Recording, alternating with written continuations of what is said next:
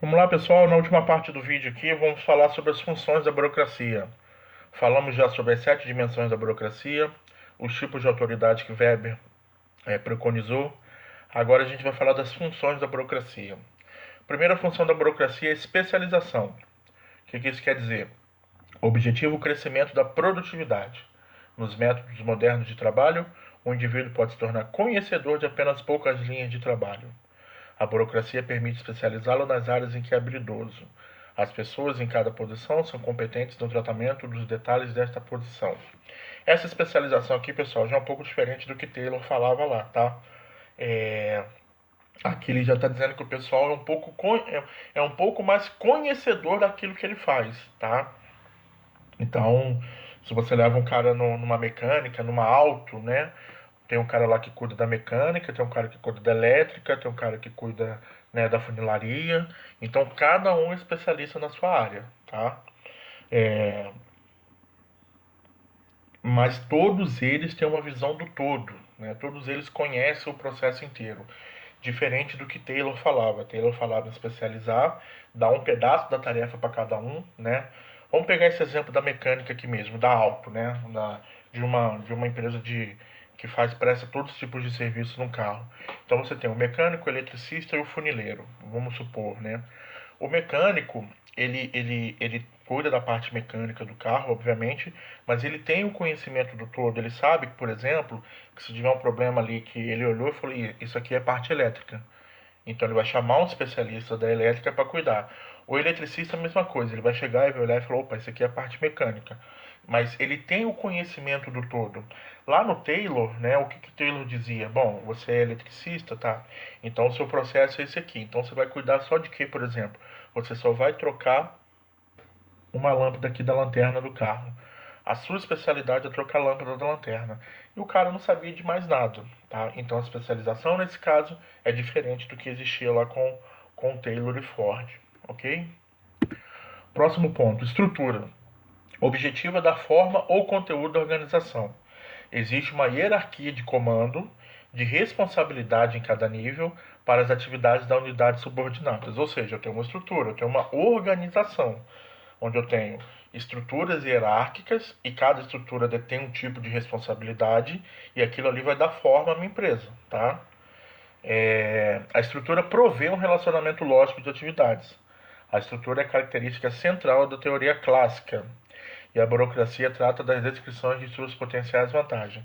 Teoria clássica a gente viu lá a estrutura da empresa, né? Comercial, financeiro. Então cada setor tem uma estrutura hierárquica, né? E dentro da empresa você também tem uma estrutura hierárquica, onde cada setor é um componente chave para fechar um conjunto de setores e atividades que buscam o objetivo maior da empresa.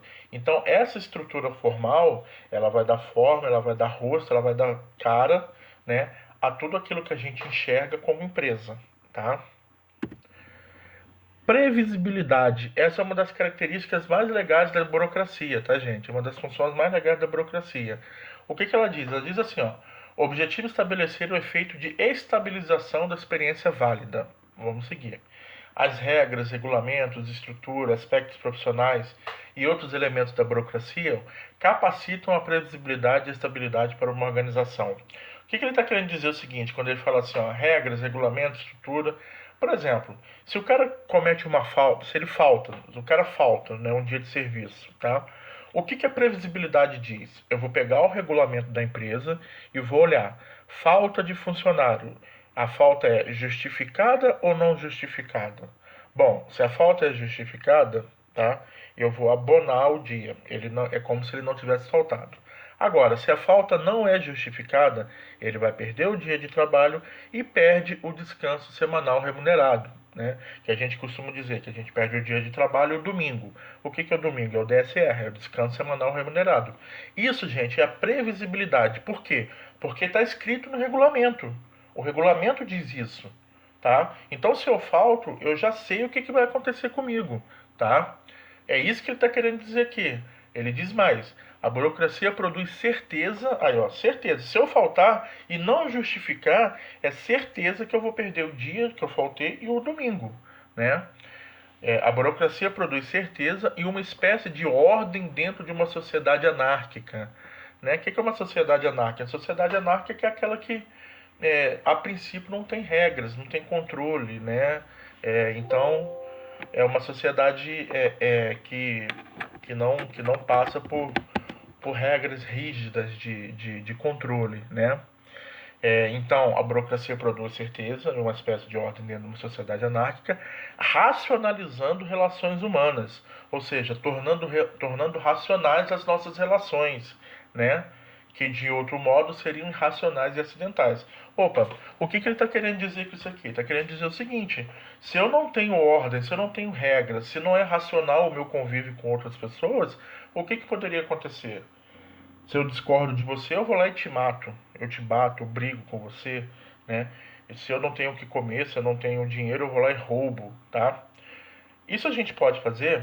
Pode, a gente tem o livre-arbítrio para fazer. Mas existe o quê? Uma previsibilidade que diz que se eu roubar, né? E se eu for pego, né? E se for comprovado o meu roubo, eu vou ser o quê? Eu vou ser preso, eu vou ser punido, tá? Então essa é a previsibilidade. Estudei muito para a prova, né? A previsibilidade é que eu tire nota boa. Não estudei nada para a prova. A previsibilidade é que eu tire nota ruim, tá? A previsibilidade ela diz isso. Racionalidade. Procura estabelecer julgamentos de acordo com o objetivo, aceitos por critérios gerais. Então, eu vou julgar dentro da empresa, né? Dentro dos critérios que eu tenho, de acordo com o que acontecer, tá? A racionalidade procura evitar julgamentos por capricho, prestígio ou extravagância. Ou seja, a racionalidade tem um julgamento impessoal, imparcial, né? Sem olhar gênero, né? Sem olhar cor, sem olhar, né? De acordo com Weber, uma organização racional se baseia na crença, na legalidade de padrões de regras normativas e no direito daqueles colocados como autoridade sobre essas regras para exercer o comando. Ou seja, é importante salientar que quem está no comando tem que conhecer muito bem isso, tá? Porque senão ele se torna um ditador, ele se torna uma pessoa ruim para o processo, tá? Então, mais do que ninguém, quem está comandando a empresa precisa entender essas questões de racionalidade, porque ele vai entender que os julgamentos devem ser justos, né?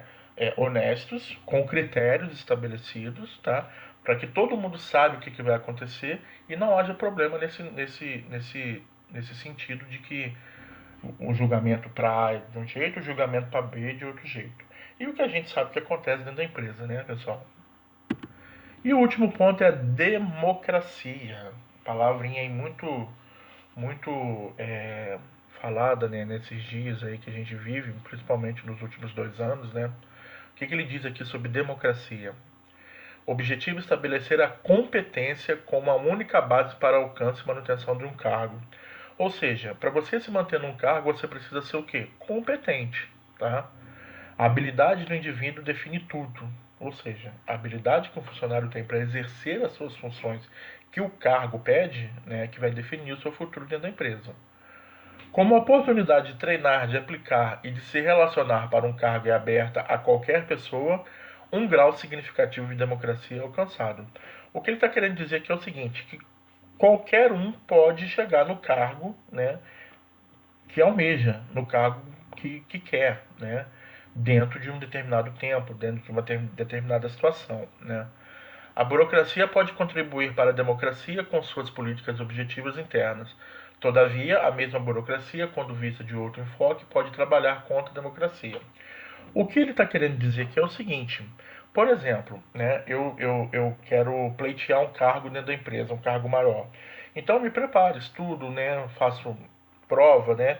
Então, eu estou apto a concorrer. Isso é o que? Democracia. Todo mundo tem os direitos iguais, todo mundo tem acesso a buscar aquele cargo. Mas existem situações que não é assim. Aí a gente volta lá no início do primeiro vídeo, que é o quê? O QI, o pistolão, o que indica, né, o apadrinhamento, né? Aí eu não tenho democracia.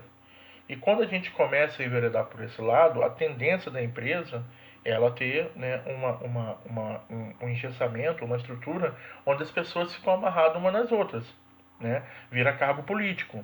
Então, se eu indico um funcionário, né, para trabalhar junto comigo, quando eu sair da empresa, o que vai acontecer com aquele funcionário? Provavelmente ele sai também, né?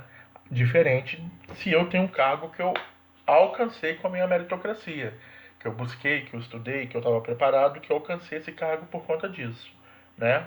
Então a democracia ela visa isso aí. Beleza, pessoal? Então assim, ó, pontos importantes aí da escola burocrática: as dimensões, autoridade e funções da burocracia. É importante salientar que a burocracia não é um negócio ruim para a empresa, ela é bom, ela dá previsibilidade, se eu fizer tudo certinho as coisas vão acontecer da maneira correta, tá? O que a gente não pode é engessar a empresa com excesso de procedimentos, excesso de papéis, excesso de coisas a se fazer para, né, situações pequenas. É isso que a gente não pode. Beleza? Vou estar disponibilizando essas aulas para vocês. A gente se fala lá no grupo. Valeu, um abraço, até mais.